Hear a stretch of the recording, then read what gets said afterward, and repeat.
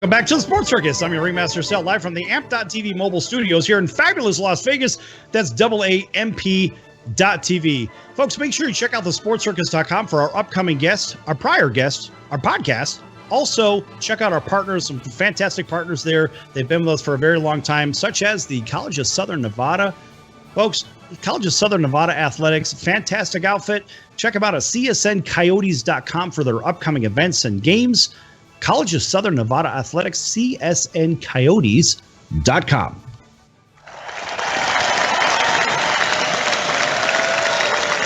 And welcome back to everybody listening in on Spotify, iHeartRadio, those watching on YouTube television for us right here at the Sports Circus as well. Check us out, folks. Also, check out AAMPtv, AAMP.TV.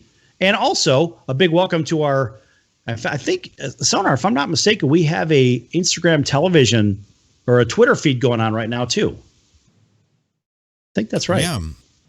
If you follow the Sports Circus on Twitter, we actually have that going on right now. Right, we have that. We have all kinds of stuff, folks. Yeah, I mean, I don't need to look. You can't get away from us. That's all I know. We have people that handle that for us, and I'll tell you what, folks, they're doing a great job. So just keep up the good work and just keep getting the word out for the Sports Circus and keep getting this giant cranium out so everybody can see it. All right, continuing on with a little bit of college sports. Now, in college basketball, there's been a lot of probation, a lot of this, a lot of that, a lot of one and done players.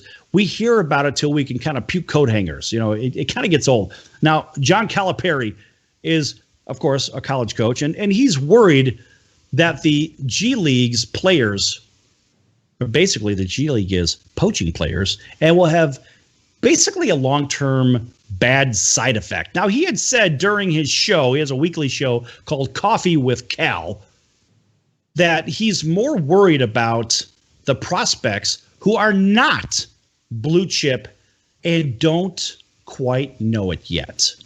It's of course from the Louisville Courier-Journal. They say, better yet, John says, my issues with the G League trying to entice players by giving them more money. We'll get back to that in a minute. Giving them more money is not like the kids that you're getting. So, again, my issue with the G League trying to entice players by giving them more money is not the kids that you're getting, close quote. Calipari said during his Coffee with Cal web show, featuring, of course, Charles Barkley. Quote, it's the thousands of 9th and 10th graders that think that's how they're going to make it. When you and I know it's going to be 2%, we're not talking 50%.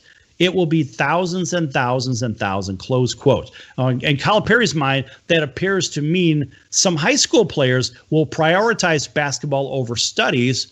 Not, of course, that happens at his university. We'll get back to that. Let their grades slip and then lose out on a college career after finding out they aren't the level of player the G League is looking for. It's probably on the G League to talk with the prospects about their chances of a contract. So that doesn't happen. But that would be difficult if there are thousands and thousands of players out there thinking they could be G League material, as Calipari estimates. Now, Calipari's guest on the show, of course, Charles Barkley, agreed that some players could make the error. Quote, we spend our time talking about the small little percentage of guys who want to go to the NBA. I only concern myself with all the other guys, all the other young black men who would go to college. I'm worried about the 99%. We've got to make sure that these young black kids get their education because that's going to dictate their future. Come on, Chuck. This isn't just about the young black players. This is about the young players, period. And better yet, this is an academic issue.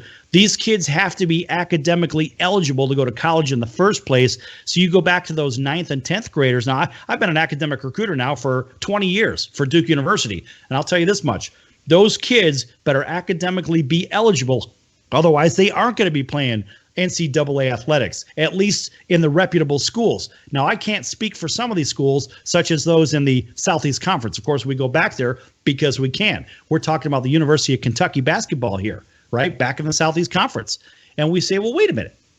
Why is it? go right back to the top of the quote here.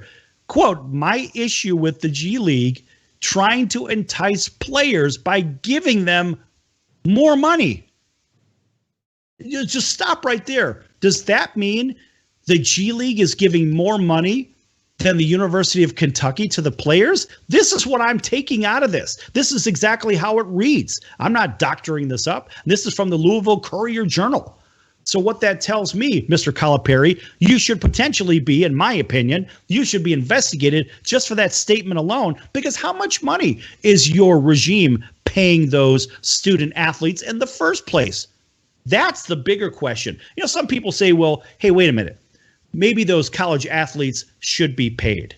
No, they should not be paid. They are actually technically they're being paid with education, room and board.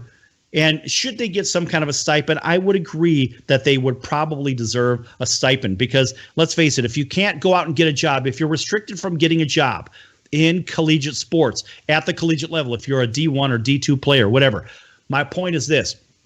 There are rules and regulations for D1 and D2 that do not apply to D3, such as the clock. Your collegiate clock doesn't tick in Division III. You could go to school as a 50-year-old, and let's just say you're a star football player. You can go play Division III football as a 50-year-old.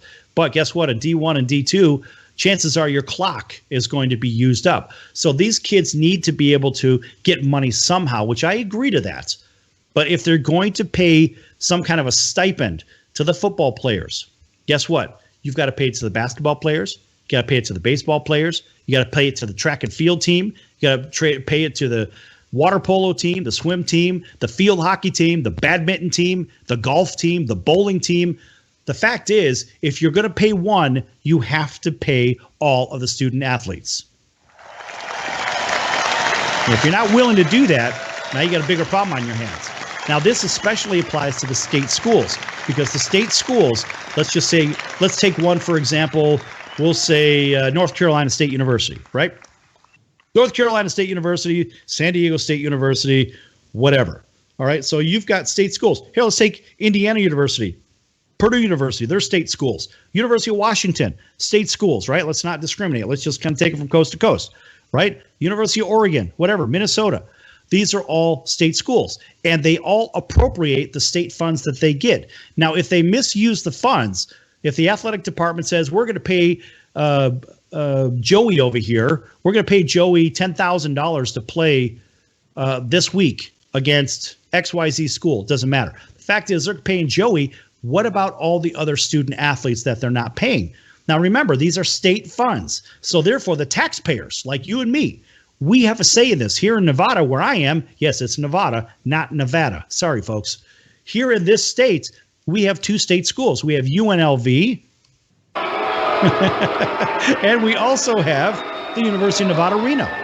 And so my point is, if there are payoffs going on within this state, with me as a taxpayer in this state, I want to know where my tax dollars are going. Absolutely, I want to know. Whether you're a resident of the state of Washington, if you see money flowing to University of Washington or Washington State University or Eastern Washington University, whatever, any one of those state schools, the taxpayers have a say in it. Now, the private schools are different, but let's stick with the taxpayer money here. Because if the University of Kentucky, going back to our original quote, my issue with the G League trying to entice players by giving them more money, is that more money from their private coffers, or is it more money through boosters, or is it more money than what the University of Kentucky is paying? Now, Big Blue has some questions to answer right there, and I can't wait to have these questions brought out from this quote. It's a big deal, folks. And people say, well, why are they under investigation? They're just paying the kids money. The problem is, it's the shoe companies are involved, and they're paying mad money, crazy money. There's a bunch of middlemen in there breaking the alleged rules for the NCAA, or the National Collegiate Athletic Association, which it's sort of a conundrum if you look at the NCAA in the first place. It's like we know what they are, but we don't know what they are. They're not a government agency, but they're an enforcing body. I don't really even know why they're in the game in the first place, but I will tell you that they do have a role. And all these schools are a member of this athletic association, and they have to abide by the rules of the NCAA. Now, I guess they could secede, like I guess it wouldn't be like a Brexit, so maybe it'd be like a NCAA exit. I don't know what to call it. I have no idea. It doesn't matter. But my point is, at some point, you've got to answer those driving questions. So number one, in recap, I want to know about Calipari, his statement. Is Big Blue, the University of Kentucky, paying their players? In my opinion, absolutely they are.